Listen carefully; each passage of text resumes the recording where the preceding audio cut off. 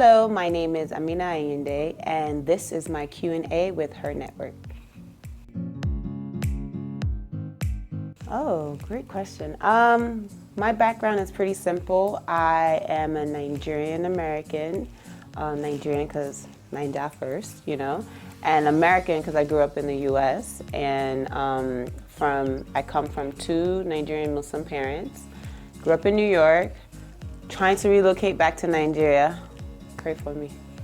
And I am an international model who is an international model turned, I would say, more of a aspiring tech junkie. So that's who I am. And a lot of people might know me from America's Next Top Model because I did that in 2009. Hey, time flies. Yeah, I did that a decade ago. And that gave, and I would say gained me recognition amongst like the Nigerian community, whether at home or abroad, and just, young black girls. They're like, oh my God, I know you from America's Next Top Model, which is, sometimes it's cute, but then it reminds me, wow, you're old. You're old, Amina, you're old. So yeah, that's a little bit about me. 3 words to describe myself, I would say, is determined, hard worker, and black AF. I am very pro-black, yes. My dream travel destination, honestly, funny enough, anywhere in Africa. Like, I don't necessarily have a particular place. Like, yes, I would love to go see, like one of the cuter islands in maybe the Seychelles or Mauritius, or go to Zanzibar, which are places I've never been. But I will take anywhere on the continent. So like my goal for 2020 is to explore more beautiful African countries. So that's my dream. Yeah. Who inspires me is my mother. I know that sounds very cheesy, but it's true. She inspires me because I know who she is, I know what she does, and I know how she's gotten to where she's gotten in her life. And she's instilled such great work ethic, hard work, determination, like awareness of yourself. Like, know who you are. Don't let other people tell you who you are. Know who you are. And she inspires me because she's a badass woman. Shout out to you, Mommy, mother of the nation. And honestly, I can't really say what inspires me besides being kind and leaving a legacy. I firmly believe in leaving a legacy for my children, for my grandchildren, because ultimately that's what we have left. Like, when you die, the world will still continue, but what have you left behind? What impact have you made on this earth while you are here? Who have you touched? Who have you impacted? So for me, legacy leaving is super important, but in terms of inspiration, it's my mother. Like, there's a lot of celebrities that, we think inspire us. Like I was saying earlier, people be like, oh, Oprah inspires me, but I don't know Oprah. What Oprah does can inspire me, you know what I mean? What she's accomplished in her life, her skills, shout out to you, hard work. But I can't say Oprah Winfrey inspires me because I don't know her struggles. I don't know who she really is. We only looking from the outside. Like, we're looking at who they are and what they've made, what they've become, but who are they really? Like, would you be friends with them? I know my mother. I came out of her womb. I know that woman. So I can say with my chest and shoulders, my mother, Aminat Ayinde, she inspires me. Everyone knows one thing that I'm not good at is time management. I suck at time management. Like, I'm running on African time. I'm running on colored people's time, AKA CP time. I'm running on Naija time. I'm running on all the time except for the actual time. I'm working on it diligently in terms of being on time, my time management, planning and organizing, my life accordingly. But I'm also a free spirit, and I'm the type of person I like to go with the flow. Also, like in Nigeria, timing is a thing. No one's on time. Between traffic, between, like I said, Nigeria time, between something came up, 11 a.m. will end up being a 2 p.m. very easily. So if we can all work on, you know, our weaknesses, things that we're trying to do better, I think we would all do better on being on time and communicating better and just treating each other with kindness. But my thing is time management. I need to do better. God help me.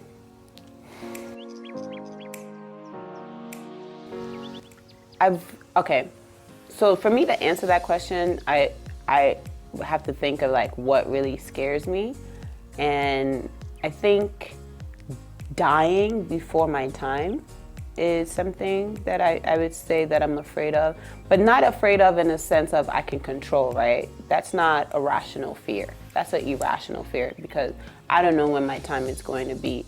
But I don't like to really talk about what I'm truly afraid of. Like, let's say if I'm afraid of balloons and you know that I'm afraid of balloons, then some idiot is going to come and be like, I know Amina's afraid of balloons. Let me get a reaction out of her. Sometimes you don't want to like expose all of your, you know, all of your things. But for me, it's like untimely death. I feel like not fulfilling my purpose on this earth, because I firmly believe if you don't fulfill your purpose on this earth this lifetime, you'll come back the next lifetime for a reason. And I really just want to be done with this earth. Like once I fulfill my purpose, I want to be done so that I can go to the next realm, whatever it is that God has for me, then I can do that. But yeah, it would really suck if I like got hit by a car and I didn't like leave a legacy. I'm not a mother of twins. My husband haven't found me. All of this fine chocolates, and I don't pass on these genes, and I'm not somebody's like, you know, number one. Like I don't like, for me, family is so important. It would really suck if I like left this earth and I feel as though I haven't accomplished that. So yeah, that's a fear. But it's not something that's like, you know, keeping me up at night. Look at me, I'm a fine girl. Someone's gonna find me. And I will have my twins. In Jesus' name, amen.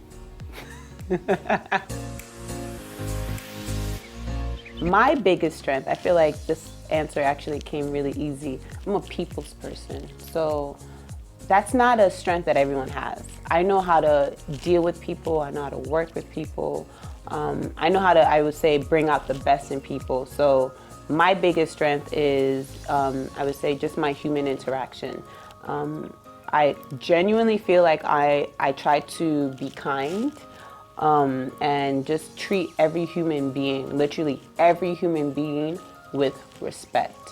And that's not an easy task to do. So I literally try to live my life is treat people how you want to be treated. It costs you nothing to be kind to another human being.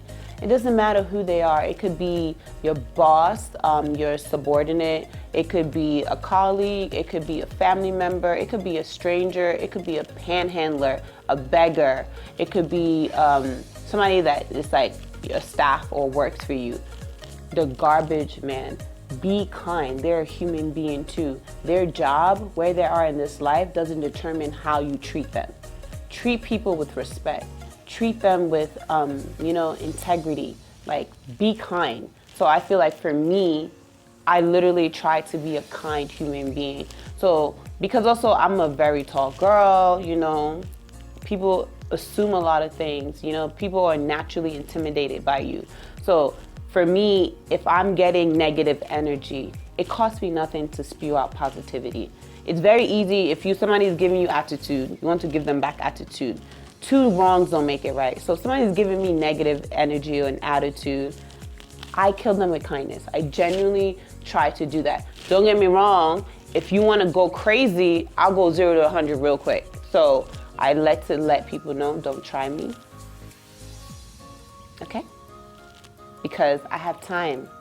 But in the same breath, I literally want to be Like, you know, if you want to be an agent of change, if you want to see a better world, you have to be that change. So I want to have, especially between women, more positive interaction within, you know, women. We see each other sometimes and we just mean mug. Like, I can be looking at you and be like, damn, this girl is real pretty. But my face is not saying that. Fix your face. Smile. Smile at another woman, literally. Like, if you're thinking nice thoughts, but your face is doing this, how am I supposed to know that one? So fix your face, smile, or open your mouth and be like, oh my God, you look so pretty, you look so nice today. And you don't know what that one act of kindness can do to somebody's spirit, to their mood, or just to their energy, because then they'll maybe be like, oh, I can do the same. You know, so if you want to be the change that you want to see, just be it. Be kind and work with people. So like my biggest strength is I'm a people person and I'm a connector. I connect people. During my darkest days, my light comes from God. Like, honestly, no human can pull me out of the hole that I've digged for myself. It is only Baba God. Like, I'm not the most religious person. I am big into spirituality. I do genuinely believe that, you know, religion is something that is put on you. Like, your spiritual journey is something that is within you, between you and God. Like, you've discovered that yourself. So in my situation, I grew up in a family that's Muslim. My name is Amina. It's a very Arabic name. That being said, you don't choose like the path you walk on sometimes. Sometimes it's chosen for you. So like, I believe in God. I believe in Jesus. Now, that being said, doesn't mean that I don't respect all religions. I respect everyone equally, but I feel as though no one can tell me about the God that I serve, because I've seen, I've fallen down.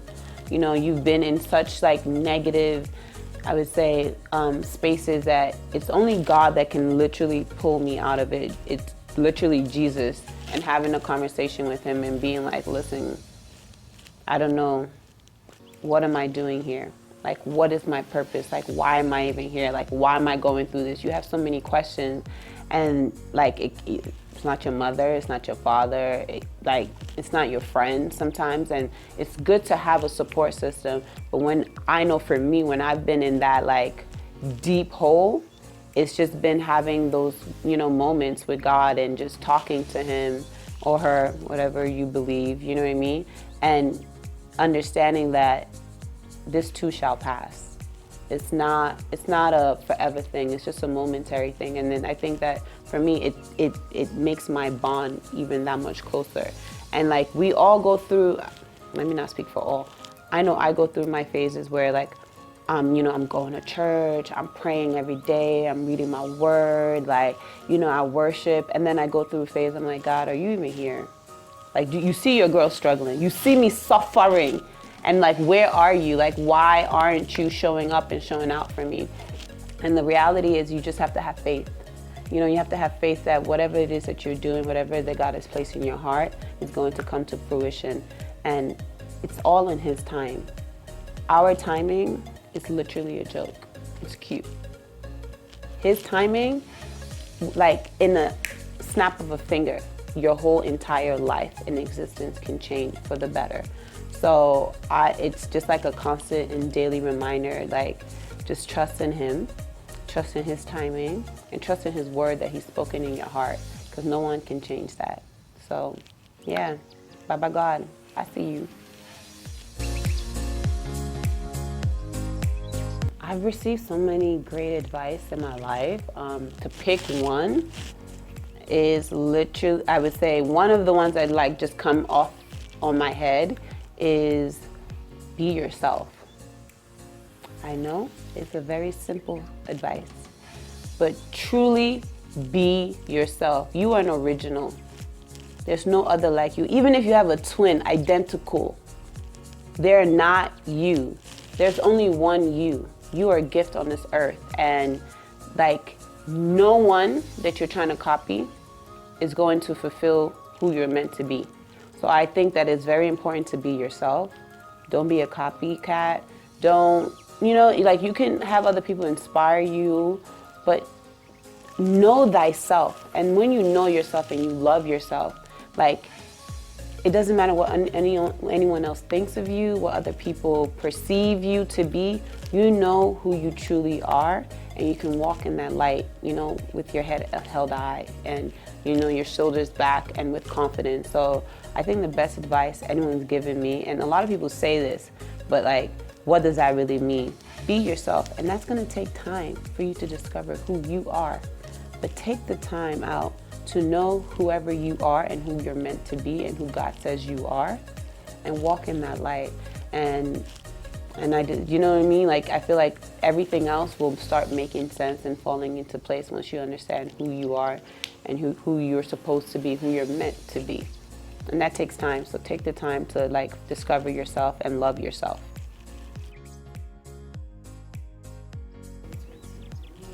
That's easy. 2020, first of all, 2020 is my year. I'm claiming it. My birthday this year is February 20, 2020. So that's 02202020. So this is a year of abundance. This is a year of abundance. Like, I'm putting this out to the universe. This is a year of abundance. Everything in abundance. Love in abundance. Money in abundance. Big energy in abundance. Big hair energy in abundance. Like happiness in abundance. Everything that is meant for you, you will get it in abundance. So if you put in work this year, you will see the seed that you sowed turn into fruits in this year. So I implore everyone, whatever it is that you want to achieve, don't let nobody stop you. Everything is in abundance, baby. The naysayer, silent them. You know what I mean? Like, it could be your family, it could be your friends. Do you, and do it abundantly. Like, I hope this year everybody's gonna be looking at you like, who is this person? Yes, who am I? I am abundantly blessed. Like, that is the energy for 2020 for me anyway. And I'm walking in that light.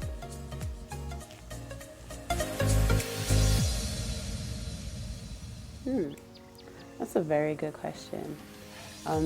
For me, I would say the legacy that I would like to be remembered for would be, I started or created an organization that helps, whether it's mentoring, inspiring, providing jobs, employment for young African girls. That's like always been my fuel, because I get so many young girls in my DMs. I want to be a model. How do I get into modeling industry? Auntie, sister, let me tell you, you don't want to be a model.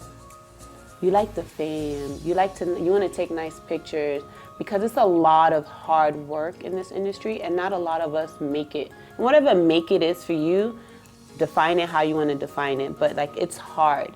There's so many girls who might look like a model. You take pretty pictures. Doesn't mean that you're going to cut it in this industry. Modeling is a means to create the life you want to create for yourself. It's not necessarily the end goal. Like, my end goal for me, Aminat Ayinde, I'm gonna be a mother of twins. I'm putting this on camera, so if I don't become a mother of twins, I must eat my words. But like, for me, that's my end goal. I think motherhood is my end goal. Besides like leaving a legacy and creating something, like that is a innate, I would say, one of those things that, how can I say this? Well, being a mother is not only a choice, it's a blessing. It's an opportunity. And if I find the right person and settle down and have, well, I don't want to say settle down, maybe saddle up and have children with, I would say that all of my wisdom, all of the knowledge, all of the things that I've experienced and I've gained along the years, I can impart it onto my children, because my job is to teach them, right? To teach them to understand who they're supposed to be. It is not my job to tell them, yo, we're gonna be this, like me projecting, you're gonna be a model onto my children. That's not my goal. But ultimately speaking, I think that there's so many young girls who think that they want to be a model and they don't understand what it takes. Like, they just want some type of direction. And then if I can give them that direction to help them understand and find out what and who they're really supposed to be, then I've done my job. But inspiring and like mentoring young girls, especially in the African continent, within the diaspora, I feel as though there's not enough of us. I mean us, Black women who are doing things, inspiring, and like each one teach one. If you've made it to a certain point, I feel like it is your responsibility to take somebody underneath your wing and help groom them, help guide them, and help propel them to become who they are supposed to be.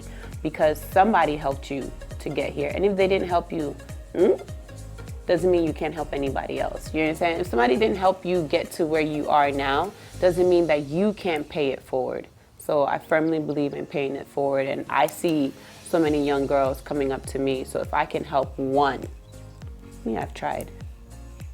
Yeah. Shine your light bright and blind them. Period.